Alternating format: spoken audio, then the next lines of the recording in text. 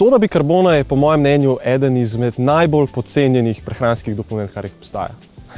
Je zelo poceni, zelo učinkovito, kar je že dosledno pokazano v literaturi, preko delovanja sode bikarbone na pufrsko kapaciteto posameznika. Torej, po domače povedano, veste, tisti občutek zakisanosti med vadbo, no, soda bikarbona se upira zoper temu in nam omogoča, da vzdržujemo visoko intenzivno vadbo na višjih obratih dlje časa. In izkaže se, da je soda bikarbona najbolj učinkovita v kontekstu tistih športnih aktivnosti, kjer najintenzivnejši del traja nekje med 1 minuto pa 10 minut.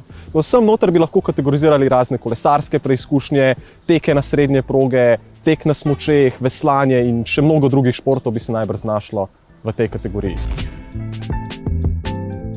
Kar se tiče samega protokola jemanja sode bikarbone, si priporoča, da se vzame nekje v količini 0,2 do 0,4 gramov na kilogram telesne mase, približno 2 uri pred začetkom športne aktivnosti. Zdaj, če še nikoli niste probali sode bikarbone, vam priporočam, da začnete z bistveno nižjimi količinami, kajti če niste pripravljeni še, potem se lahko pojavijo določene prebavne težave. Tako da začnite z manjšimi količinami, morda jih vzamete tudi več dni zapored v tem manjšem odmerku in pa priporoča se tudi, da se vzame sodo bikarbone skupaj z nekim virom ogljikovih hidratov, ki tudi močno olajša samo pot prebave.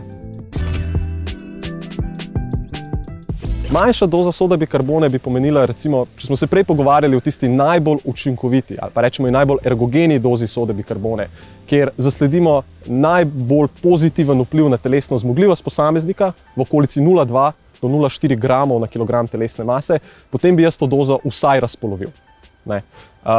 Kaj bi to zdaj konkretno pomenilo, recimo, če vzamemo enega 70 kg težkega posameznika, najbrž bi bilo fajn, da začne tam v okolici 5, morda 10 gramov maksimalno sode bikarbone, pa potem postopno nadaljuje zgodbo od tam naprej.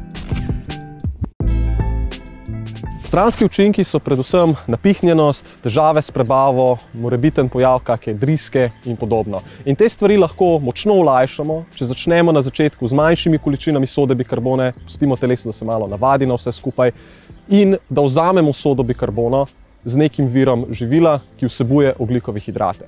To bi bila nekako v prvi vrsti tisti dve strategiji, ki potem olajšata te prebavne težave, ki jih soda lahko povzroča.